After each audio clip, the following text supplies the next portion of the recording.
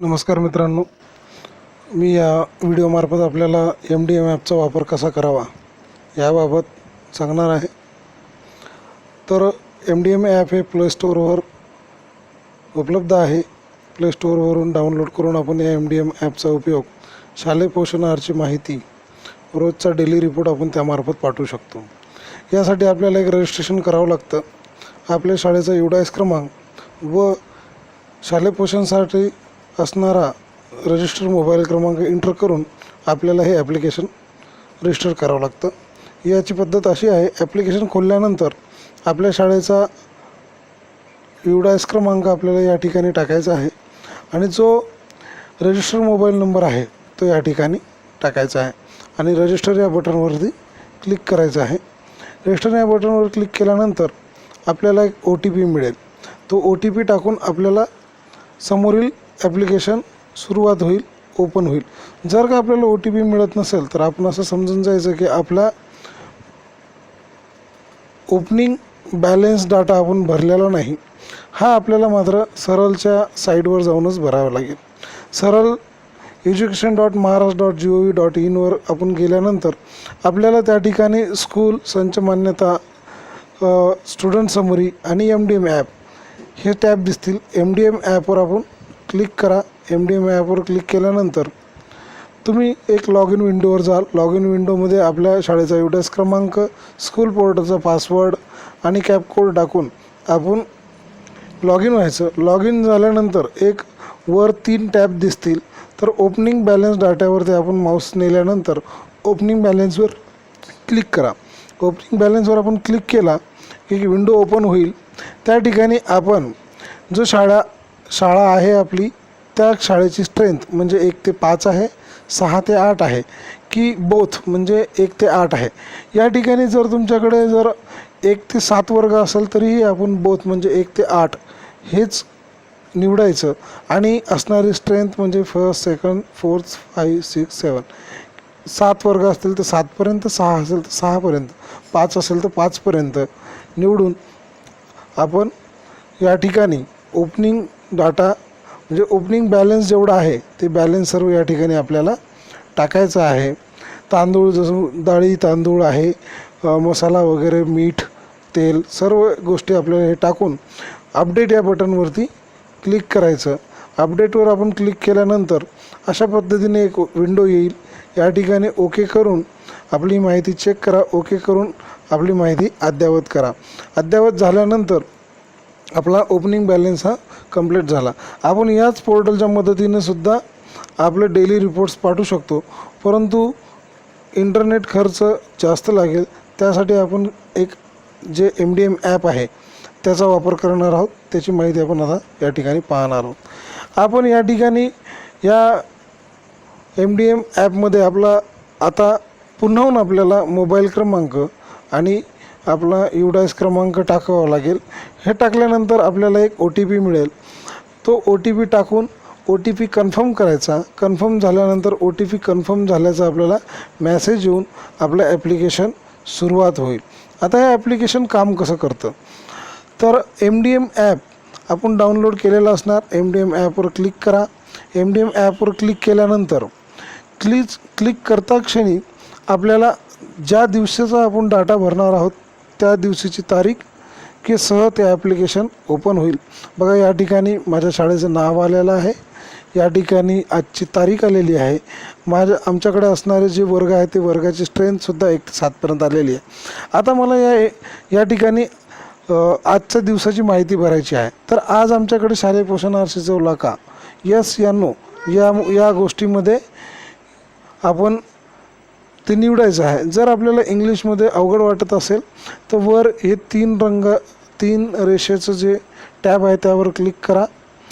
मराठीला निवडा. मराठी निवडलं की ॲप्लिकेशनचं रूपांतर मराठीत होईल. आता शालेय पोषण आहारचा तपशील भरायचा आहे. आज आपण आहार शिजवला असेल तर हो यावर क्लिक करा. आजची जी तुमची पटसंख्या असेल, 1000 विद्यार्थी आहे ते 1000 विद्यार्थी भरा. जसं की 26 लाभार्थी विद्यार्थीसुद्धा 26, दुसरा वर्ग 28, लाभार्थी विद्यासुद्धा 28, तिसरा वर्ग 21 लाभार्थीसुद्धा 21, चौथा वर्ग 18, लाभार्थीसुद्धा 18 आणि 5वा वर्ग 23, लाभार्थीसुद्धा 23 आहेत. आज काय शिजवण्यात आलं आहे तर आज वटाणा हे धान्य शिजवण्यात आलं आहे. त्यानंतर आता 6 ते 8चा सुद्धा या ठिकाणी उल्लेख करावा लागेल, कारण ती माझी शाळा 1 ते 7 आहे म्हणून 6 आणि 7व्या वर्गाचा भरत असताना 6 ते 8 या टॅबमध्ये आज अन्न शिजवलं का होय यावर क्लिक करून 6व्या वर्गाचे 28, 7वा वर्ग 19, 6 लाभार्थी 28 आणि 19 हा डाटा भरल्यानंतर पुन्हा या ठिकाणी आज काय मेनू शिजवला तर वटाणा हे आपण निवडून आपली माहिती तपासायची आहे. माहिती तपासायची असल्यावर एक कन्फर्मेशन मेसेज येतो, पूर्ण माहिती भरून झाली आहे, तुम्हाला माहिती पडताळणी करायची आहे का, ओके करा. ओके केल्यानंतर आपली माहिती पडताळली जाईल. अशा पद्धतीनं आज असणाऱ्या हजर विद्यार्थ्यांची संख्या, लाभार्थ्यांची संख्या आणि काय शिजवण्यात आलं तर वटाणा शिजवण्यात आलं, अशा प्रकारे हे या ठिकाणी दर्ज म्हणजे भरल्या जाईल आणि ही माहिती आपल्याला आता पुढं पाठवायची आहे. पुढं पाठवा, इंटरनेट चालू करा आणि पुन्हा प्रयत्न करा. जर इंटरनेट बंद असेल तर असा मेसेज येईल. आपण इंटरनेट सुरू केल्यानंतर हा आपला मेसेज, आपली माहिती ही पूर्ण जो होईल. ओकेवर क्लिक करा. ओकेवर क्लिक करता क्षणी आपली माहिती ही पुढं पाठवल्या जाईल. अशा प्रकारे आपण आपल्या रोजच्या दैनंदिन शालेय पोषण आहारची माहिती आपण पाठवू शकतो. अत्यंत सोपे आणि सहज पद्धतीने ही माहिती बघा, माहिती पुढे पाठवायची आहे का, ओके. माहिती पाठवण्याची प्रक्रिया पूर्ण झाली आहे, ओके. अशा प्रकारे आपली माहिती आता आजच्या दिवसाची पूर्ण झाली आहे. जर समजा तुमच्या काही कारणास्तव शालेय पोषण आहार शिजवला गेला नसेल, शाळा आहे पण शालेय पोषण आहार शिजवला गेला नसेल, तर आपण त्या दिवशीला नो करा.